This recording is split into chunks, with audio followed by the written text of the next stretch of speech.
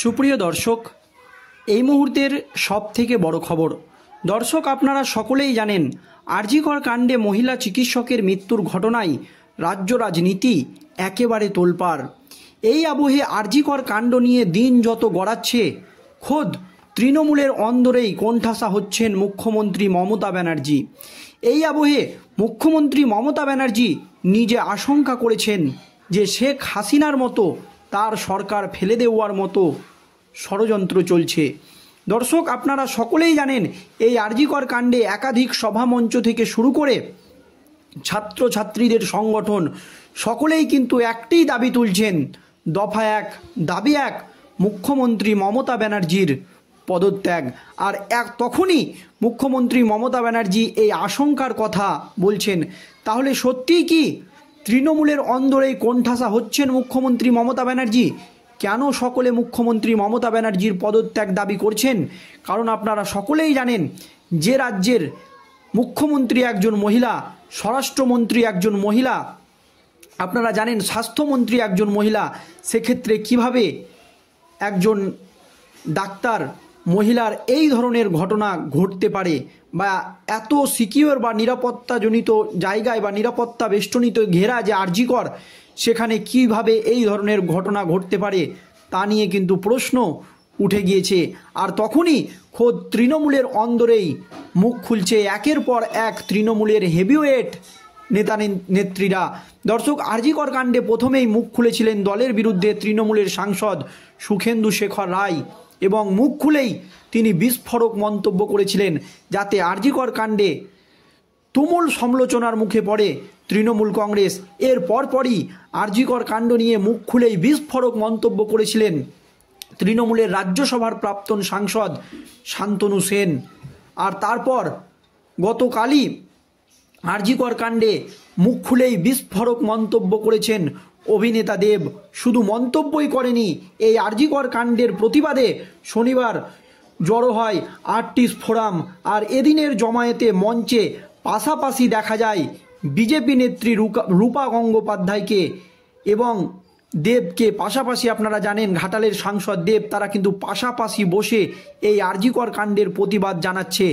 মুখ্যমন্ত্রী মমতা ব্যানার্জি যখন এই আর.জি. কর আন্দোলনটাকে বন্ধ করতে চাইছে বা থামাতে চাইছে, যে এই আন্দোলনটাকে কিভাবে একটু কমানো যায়, তখনই কিন্তু খোদ তৃণমূলের বিরুদ্ধেই মুখ খুলছেন একের পর এক হেভিওয়েট নেতামন্ত্রীরা। আর এবার মুখ খুলেই বিস্ফোরক মন্তব্য করলেন কলকাতার মেয়র ফিরহাদ হাকিম।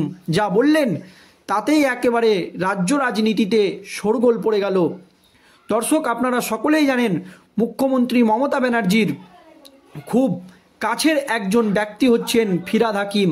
আর এই আর.জি. কর কাণ্ড নিয়ে ফিরহাদ হাকিমই করলেন একেবারে বিস্ফোরক মন্তব্য।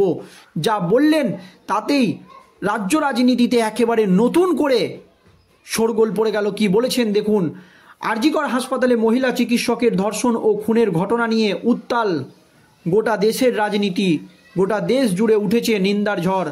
আর.জি. করের এই আন্দোলন দেশ ছেড়ে বিদেশে ছড়িয়ে গিয়েছে। আর সেই আবহে উদ্বেগ প্রকাশ করলেন কলকাতার মেয়র ফিরহাদ হাকিম। যা বললেন তাতেই নতুন করে রাজ্য রাজনীতিতে একেবারে জল্পনা তৈরি হয়ে গেল। শনিবার কলকাতা পৌরসভার আয়োজিত সাংবাদিক বৈঠকে এই সংক্রান্ত বিষয়ে তাকে প্রশ্ন করা হলে জবাবে তিনি নিজের নাতনিকে নিয়ে উদ্বেগ প্রকাশ করেন এবং বিস্ফোরক মন্তব্য করেন ফিরহাদ হাকিম, এবং উদাহরণ টানতে গিয়ে তিনি নিজের নাতনির প্রসঙ্গ টেনে আনেন। ভাবুন দর্শক, ফিরহাদ হাকিম বলেন সারা দেশে গড়ে প্রতিদিন 90টি করে ধর্ষণের ঘটনা ঘটছে। এমন পরিস্থিতি তৈরি হয়েছে যে আরও একজন ঈশ্বরচন্দ্র বিদ্যাসাগর, রাজা রামমোহন রায়ের প্রয়োজন। সারা ভারত জুড়ে এই ধরনের ঘটনা সামাজিক ব্যাধিতে পরিণত হয়েছে। মনে রাখতে হবে, এটা শ্রী চৈতন্যদেবের ভারতবর্ষ, নেতাজির ভারতবর্ষ, ক্ষুদিরামের দেশ। এই ভারতবর্ষ কত মনি ঋষির জন্ম দিয়েছে, এটা আমাদের সংস্কৃতি নয়। আজ আসামে তো কাল উত্তরাখণ্ডে, পরশু পাঞ্জাবে, রোজ সংবাদপত্র খুললে ধর্ষণের ঘটনা চোখে পড়ে। এর পরপরই তিনি আরও বিস্ফোরক মন্তব্য করেন। তিনি বলেন আমার নাতনিটা কি ভাবছে। তিনি নিজের নাতনিকে টেনে আনেন এবং আমার নাতনি ভাবছে বড় হলে হয়তো আমারও কি এই অবস্থা হবে?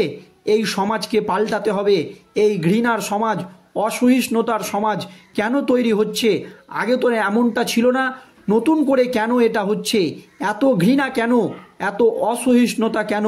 এটা থেকে হিংসা জন্মাচ্ছে। এই হিংসা থেকেই পাশবিকতার জন্ম হয়, পৈশাচিকতার জন্ম হয়, এমনই মন্তব্য করেন ফিরহাদ হাকিম। উল্লেখ্য, আর.জি. কর হাসপাতালের ঘটনা নিয়ে একটি খবর এমনও উঠে আসছে যে দলের অন্দরেই কিন্তু অভিষেকও কিন্তু দূরে সরে গিয়েছে, বা অভিষেকের সঙ্গেও কিন্তু তার পিসির একটি গোষ্ঠীদ্বন্দ্ব তৈরি হয়েছে।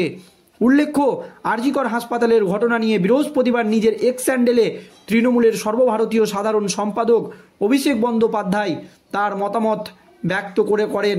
নিজের দীর্ঘ পোস্টে তিনি বলেন, এমন কঠোর ধর্ষণ বিরোধী আইন আনতে হবে যা ঘটনার 50 দিনের মধ্যে অপরাধীকে চিহ্নিত করে দোষী সাব্যস্ত করা নিশ্চিত করবে এবং তা দোষীদেরকে কঠোরতম সাজা দেওয়ার, সেই আইনে দোষীদেরকে কঠোরতম সাজা দেওয়ার নিদান থাকবে। এরপর তিনি দেশের ধর্ষণের পরিসংখ্যান তুলে ধরেছিলেন। তিনি জানিয়েছিলেন, গত 10 দিনে দেশে 900টি ধর্ষণের ঘটনা ঘটেছে। প্রতিদিন 90টি ধর্ষণের ঘটনার রিপোর্ট লেখানো হয়েছে, অর্থাৎ প্রতি ঘন্টায় 4টি এবং প্রতি 15 মিনিটে 1টি ধর্ষণের অভিযোগ দায়ের হয়েছে সারা ভারতবর্ষে। অভিষেক মনে করেন, এই পরিস্থিতিতে দেশে ধর্ষণ বিরোধী কঠোর আইন জরুরি হয়ে পড়েছে। তিনি লিখেছেন, সমস্ত রাজ্যগুলির সরকারের উচিত কেন্দ্রীয় সরকারের ওপর চাপ সৃষ্টি করে ধর্ষণ বিরোধী কঠোর আইন প্রণয়নের ব্যবস্থা করা। এর থেকে বিন্দুমাত্র কম কিছু হলে তা হবে নেহাতি প্রতীকী এবং আদতে তাতে কোনো কাজ হবে না। আর শনিবার সেই তথ্য তুলে ধরে উদ্বেগ প্রকাশ করলেন কলকাতার মেয়র ফিরহাদ হাকিম। শান্তনু সেন থেকে শুরু করে আপনার সুখেন্দু শেখর রায় এবং দেবের পরে মুখ খুলেই বিস্ফোরক মন্তব্য করলেন ফিরহাদ হাকিম। যদিও অভিষেকের এক্স হ্যান্ডেলের মন্তব্য প্রকাশ্যে আসার দিনই এই প্রসঙ্গে প্রধানমন্ত্রী নরেন্দ্র মোদীকে চিঠি লিখেছেন খোদ মুখ্যমন্ত্রী মমতা বন্দ্যোপাধ্যায়। ফাস্ট ট্র্যাক কোর্টের মাধ্যমে 15 দিনের মধ্যে যাতে দোষীদের বিচার প্রক্রিয়া শেষ করে শাস্তি নিশ্চিত করা হয়, সেই বিষয় নিয়ে চিঠিতে সওয়াল করেছেন তিনি। চিঠিতে আশঙ্কা প্রকাশ করে জানানো হয়েছে, দেশে ধর্ষণ এবং খুনের ঘটনা বৃদ্ধি পাচ্ছে। রোজ গড়ে 90টি ধর্ষণের ঘটনা ঘটছে। এই ধরনের গুরুত্বপূর্ণ এবং সংবেদনশীল ঘটনা বন্ধ করতে অবিলম্বে করা আইন আনা প্রয়োজন বলে চিঠিতে মত প্রকাশ করেছেন রাজ্যের মুখ্যমন্ত্রী মমতা ব্যানার্জি।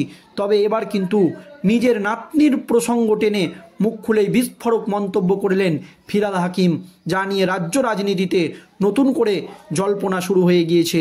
ধন্যবাদ।